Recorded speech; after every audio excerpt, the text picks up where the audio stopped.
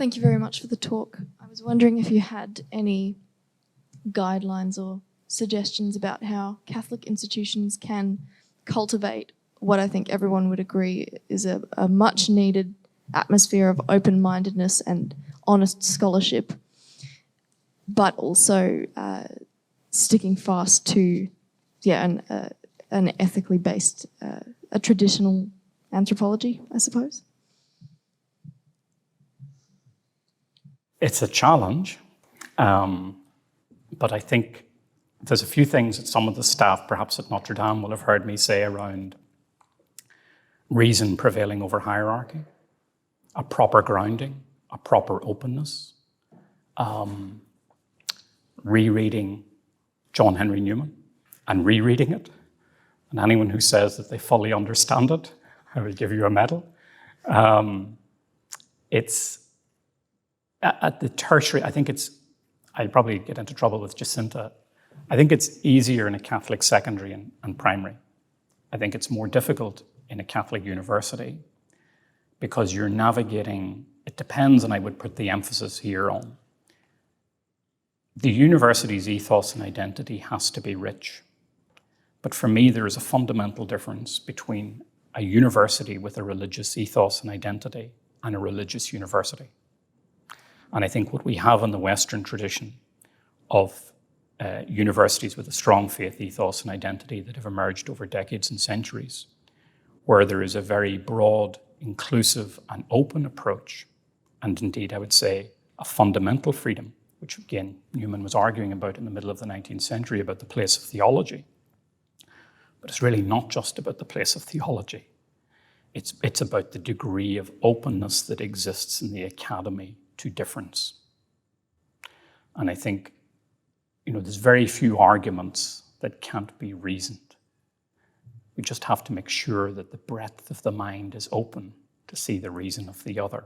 And it's in that space of the dialogue that, we should not necessarily just recoil from engagement, but actually keep talking, keep engaging, keep debating. And the world and society and universities in particular would be very boring places if there was uniformity of view or belief. You'd then end up reducing yourself to somewhere like the USSR. And so I think somewhere in the West, in the Western tradition, I think we need to reappraise ourselves of that because there is a tendency in some parts and in the past, I think in centuries past, the church didn't get it right with regards to academic discourse and freedom. But now I think that threat perhaps is in other parts of the academy around what is excluded. And I think that's a real fear because that's where reason can be pushed out beyond the parameters. So nurturing that always requires very, very careful attention. One has to be conscious of the ethos and the tradition, but it doesn't have to be shrill and closed. It can be open and embracing and just continue the dialogue. And as long as it's respectful and continued and in each person seeking truth, I think it's a very rich basis in which to conduct a university. School is slightly different.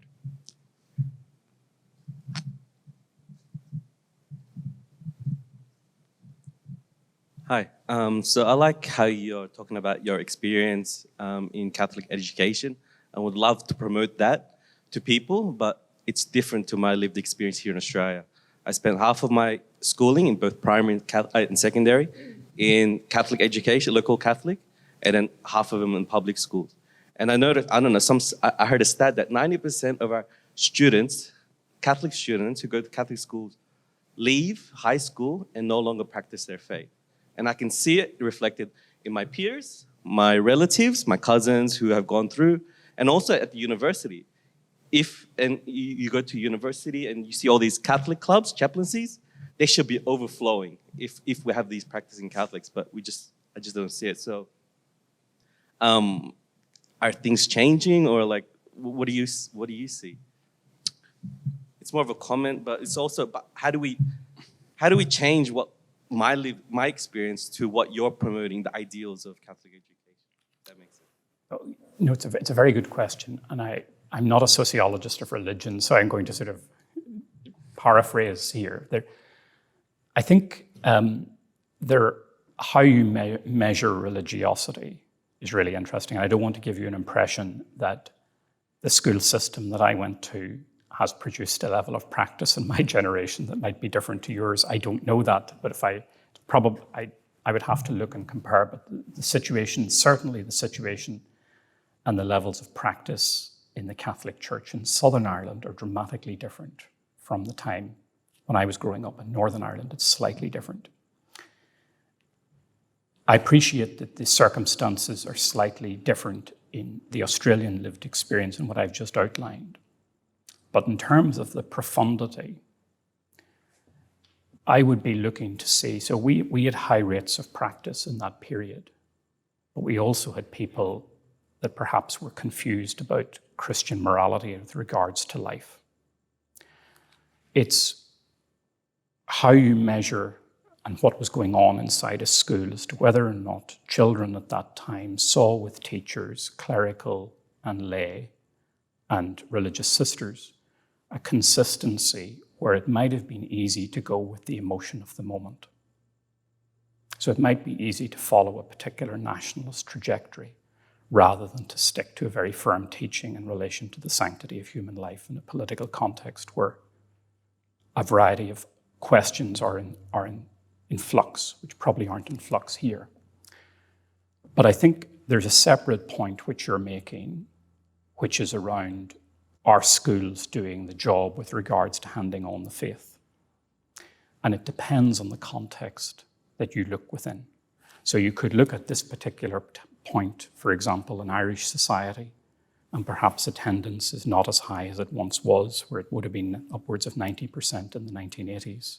Now it's probably hovering around 30% or 35%. So it's a dramatic fall. But if you look at other parts of the world, then you look at Nigeria, you look at Pakistan, you look at other parts of South Asia, you see a very vibrant church, you look at the Philippines, you look at Vietnam. So it tends to operate in different cycles in terms of practice. You could look at the example of France and what has happened with France between rural and urban areas after the Second Vatican Council. So there's a whole renaissance in French Catholicism in urban areas. So I wouldn't despair just yet. I think things can move in cycles and practice can move at different periods. And I think what you have in Australia up until very recently was a very, I hope you forgive me for this, but I think it was much more of a sort of Irish and English model of church.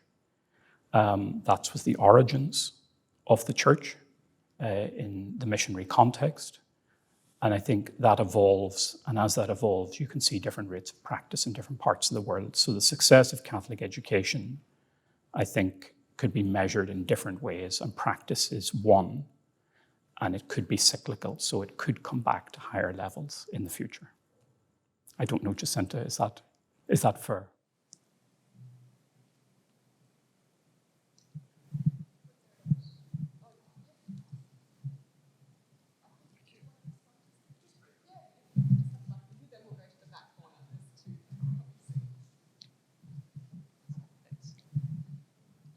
Yes, Francis, I think that is quite fair, and it characterises some of what we observe here in Australia about the difference in practice depending on, well, for want of a better word, location or the character of the parish.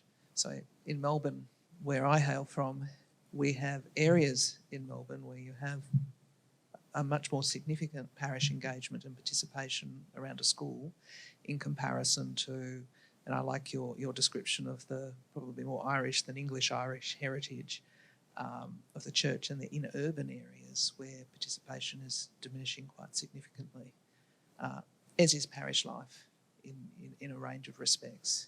So it's a big challenge for us in Australia, but I also agree with you that some of it's cyclic.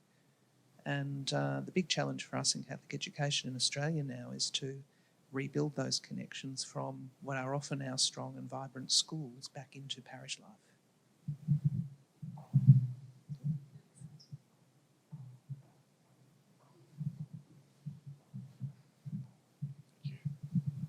Thank you for your talk, Dr. Campbell. I appreciated especially the link that you drew between Catholic education and fostering a healthy, liberal and tolerant society. I wonder, though, if too fine a point is made on the Catholic education system becoming an antiseptic against radicalization and sectarianism in society, and a sign of its success being that within a Catholic school you have different religious and cultural traditions represented equally, if not more so, diversely within a Catholic education system. To what extent does that diversity begin to hollow out the distinctively Catholic tradition within a school, so that that becomes the goal over the promotion of, as you mentioned earlier, coming from Newman and Benedict, the distinctly Christian anthropology centered on the person of Jesus Christ? So that's one half. And then the other half is, to what extent, especially in tertiary education, is the corporatization of the university system as well attacking the distinctly Catholic identity? Thank you. We could be here all night on just one of those questions. So let me take the first one. I wonder if I should answer the first part with simply the following story. So about 4 compounds down from me in Karachi was the Convent of Jesus and Mary. And it was led by 2 of the last missionary sisters in Karachi, a city of somewhere between 20 and 24 million. And Sister Berkman's was the principal well into her 80s. And I brought Baroness Saida Varsi was the first Muslim in the British cabinet. And she said when she was coming to Pakistan, she said, I want to visit the Christian community in Karachi. And so I brought her to the school, and she met Sister Berkman's and Sister Mary, and she watched, she was there at the morning assembly. And the majority of the school is Muslim girls. One of its former students, Benazir Bhutto, first female Muslim prime minister elected in the world. And the sisters led with the Christian prayers, and the girls responded with each of their particular prayers depending on their religious faith. And it was something that they had achieved, that the nuns had achieved, in terms of genuine interfaith dialogue, their very presence, their ambassadorial presence to a culture. The crucifix, the signs, wearing the veil, no sort of attempt to hide their identity from the middle of the 19th century on. And later with the minister, we were contrasting how in the post-9/11 period in the UK, with all our sophistication, we somehow lacked the grammar to have those conversations between communities.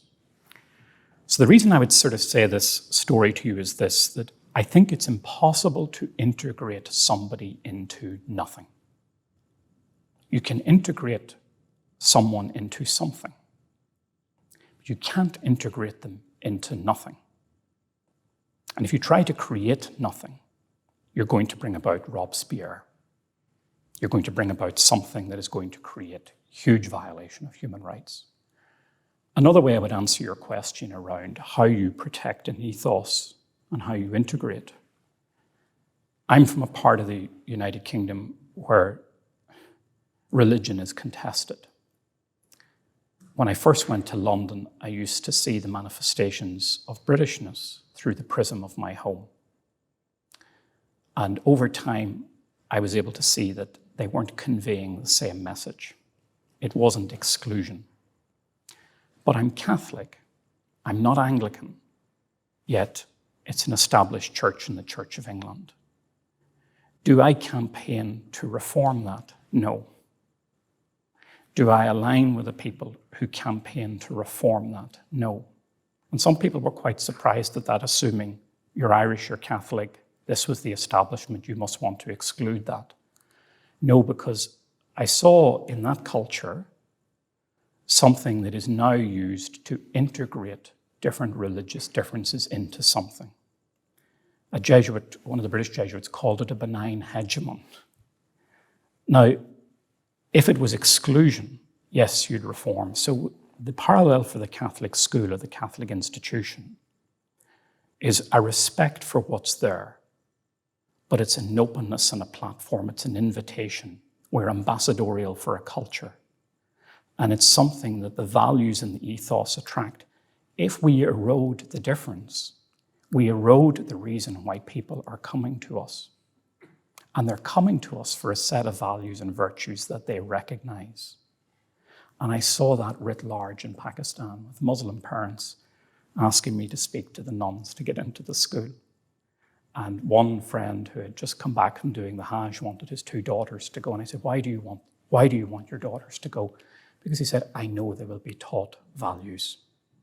So he wasn't going in through his children to remove the Catholic ethos. He was going because the Catholic ethos, and he knew that his daughters would get a good formation and a good education. So it's the articulation of that philosophy.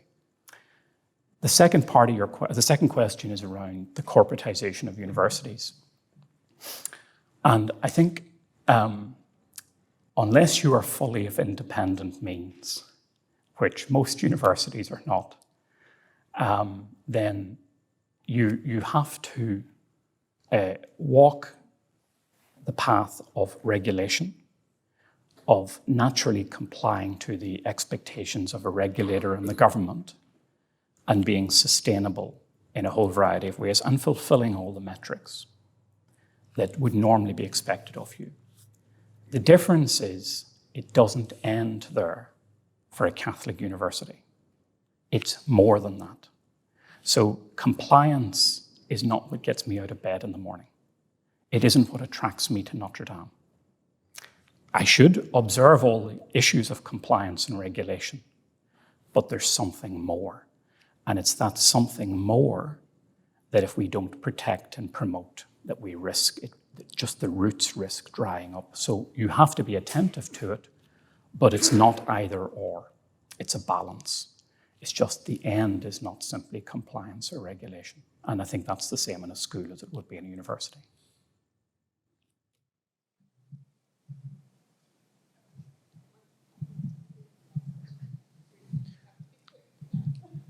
Thanks very much for your talk this evening.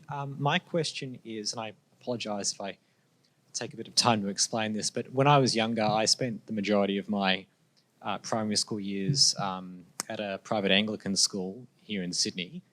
I found that the education there in terms of teaching Christianity, it was very, I guess, baseline. It was vague, the general basics, like, Jesus exists, the Bible stories we all know and can commonly relate to. While I've never had a Catholic education myself, I became Catholic during my university years. I do know dozens and dozens of, my fellow mates and all that sort of thing, where they went to Catholic schools. And going on the point that one of the people asked earlier was a lot of these Catholic schools I'm talking about in Australia, there's very low retention rates of the faith. And one of my concerns is when I have children one day, one of my hesitations about ever sending them to a Catholic school in Australia is that you might get one version at home from the parents that sort of, I guess, have a more, orthodox understanding of the faith, and the kid might go to school and they might, from their peers or, I guess, in many ways the teachers, they might present them with a sort of an alternative or more liberal view of that faith. And I think for someone of a very young mind, especially if they're, under the teenage years, or even when they get to the teenage years and, there's that sort of compulsion to sort of go against your parents, I think theoretically that could be very, damaging for the child's faith if they're getting two conflicting versions of what Catholicism is. And based on that, at least at this stage, my intention is when I do have children one day, I'd be more inclined to send them to a Protestant school where, in the age of sectarianism gone by, I'd believe that it would be more likely that they'd be taught a very general kind of baseline Christianity that would supplement whatever I'm teaching them at the home as a Catholic. My question would be to you that based on that, and given that, that confusing two different versions of Catholicism for a child, at least if they did go to a Protestant school, you could, if they said, oh, well, they taught something different, you could always say in the home environment, well, they're not the same as us. they're coming home saying, oh, well, my teacher's Catholic and they say that. My question is essentially, based on the current environment, why a Catholic school for a primary or secondary age child?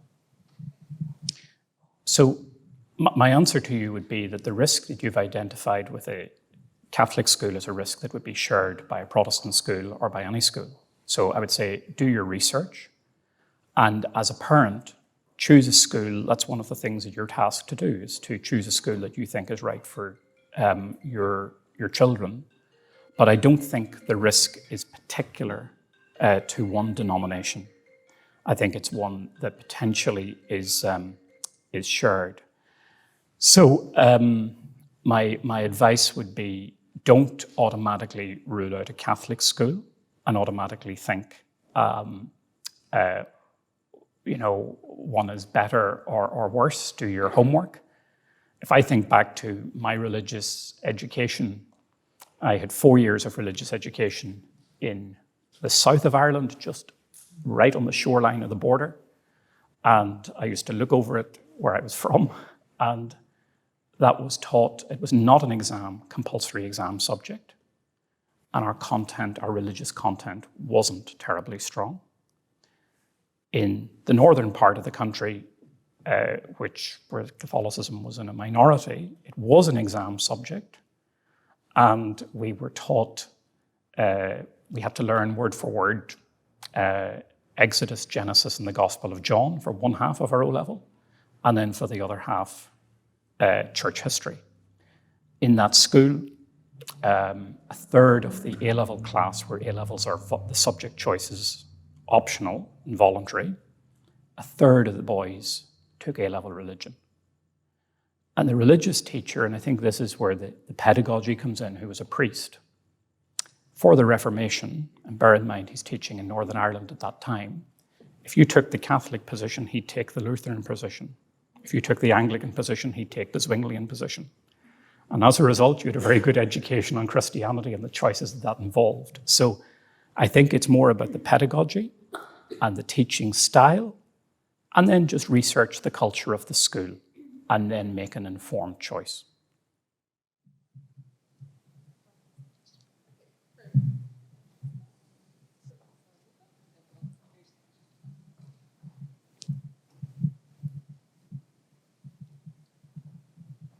Vice-Chancellor, there'd be few people who had a better perspective than yourself on Catholic education when you came to Australia.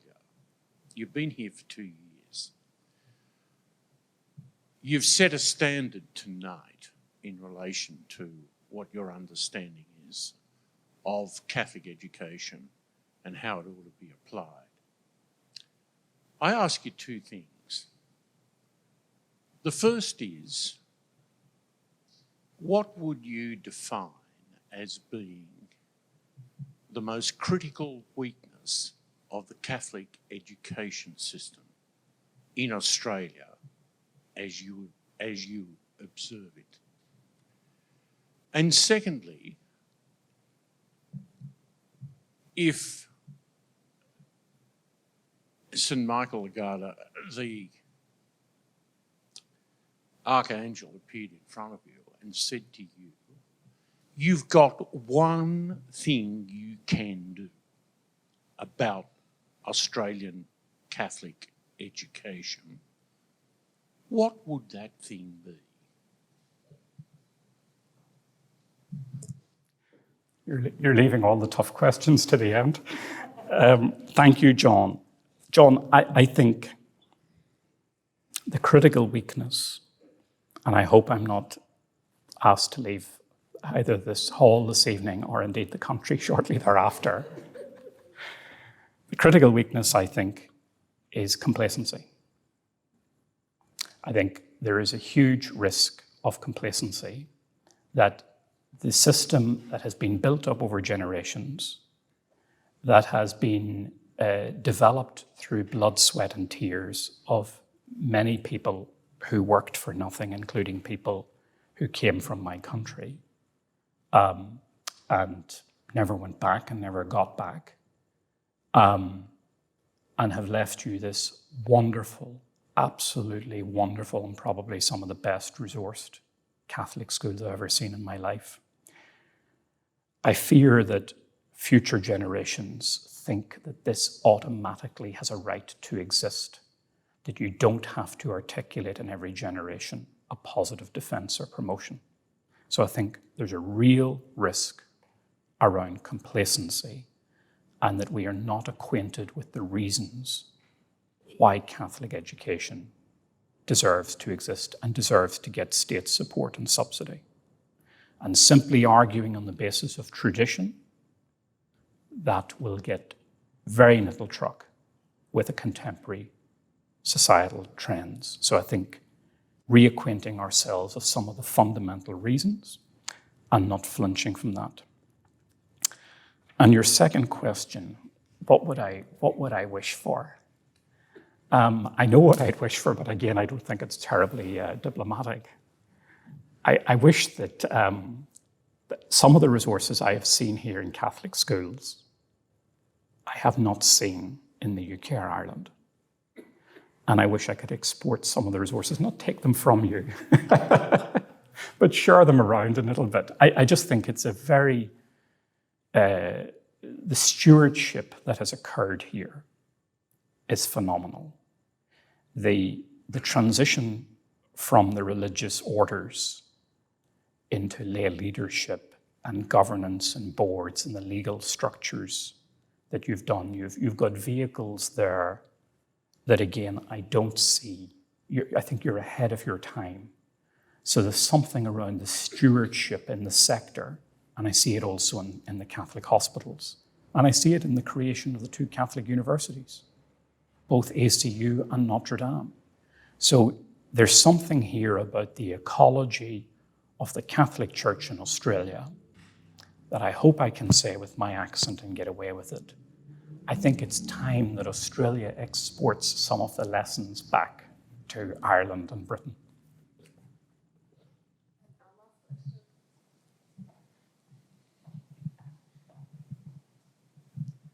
Thank you very much, Francis. My question is related to two of the questions that came from the back, but I think it's distinct from both of them. You painted an incredibly attractive portrait of Catholic education.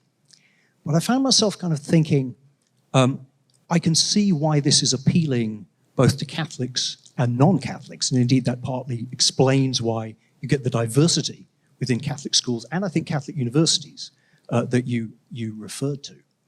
But I found myself wondering, so like, suppose the topic you had been given was defending or promoting Christian education. How different is the talk that you would have given? And the reason I ask the question is because a question that I hear a lot, and I think this is not distinct to Notre Dame, one hears it in all kinds of universities for corporatized reasons, amongst others. It's what makes us unique? And I wanted to make a distinction between the question about what makes us unique and the question that seems to me to be the more important question, which is what makes us distinctive? And the difference I'm trying to get at there is there a risk in defending Catholic education, Anglican education, etc., once you have the Christian focus at the center of the risk of what Freud called the narcissism of small differences, because the kind of thing you've been describing would be enormously attractive to anyone within the Christian tradition and probably outside it.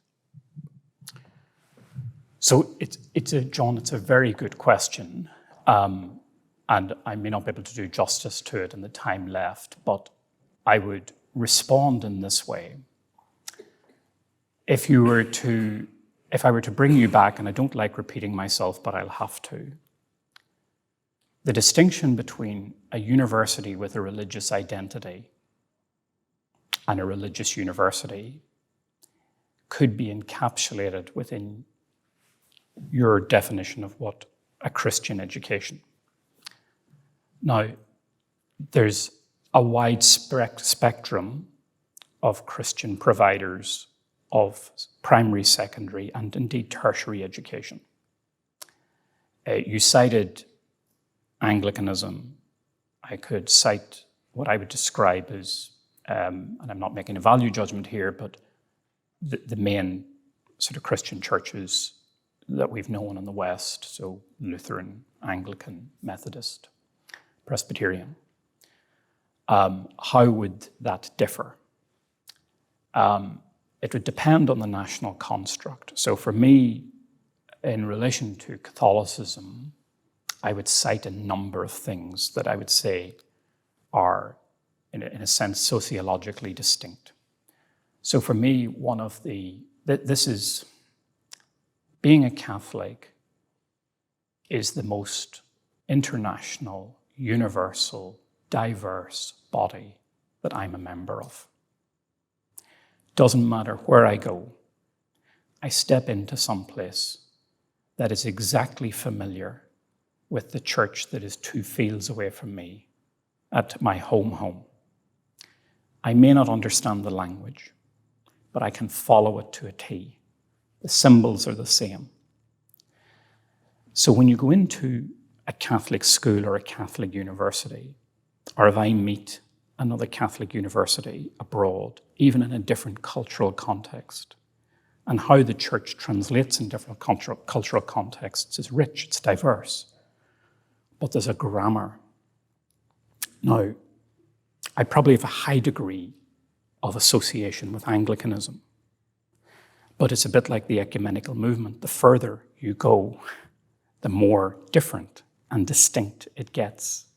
So you could reach a conception of Christian education that would be radically different. It wouldn't be Newmanesque. It perhaps might struggle with some aspects of academic freedom and the integration of reason and faith. It would follow a different trajectory. The other difference, I would say, is it's not just the national versus universal, which I think checks some of our more provincial thoughts. It challenges us to be open. And it's what has me here. I wouldn't be here in Australia to run a non-Catholic university. I wouldn't have come. It's something that attracts. There's a grammar, so you see the world as a smaller place. But there's something equally strong about the longevity in the tradition, which perhaps is different to some other Christian denominations. So there's, what I cited here is, a millennium of trial and error. And anyone who would say that the church got it wrong or the churches got it wrong, or got it right all the time would be flying in the face of history. But it's what I said in here about there's a sort of a historical residue that we have where if I take the society that I'm from and where we are now and where we were, and we were probably struggling historically with something that the rest of Europe had solved perhaps decades, if not centuries before. But we tried the Test Act. We tried to impose Protestantism, the Elizabethan settlement, shut down the Anabaptists, suppressed the Catholics. Cromwell did his piece in Ireland. And yet we came out of that 3 centuries later with an understanding of how we live together.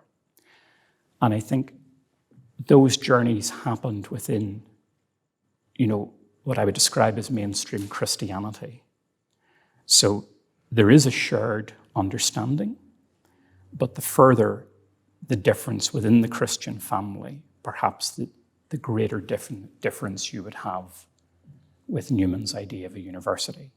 So you could get away in parts, but there might be some coming from within the Christian tradition that could have a very different approach to what a university or a school would be. I doubt there'd be a fundamental difference with some of those, denominations that are closer to the Catholic Church in the ecumenical process.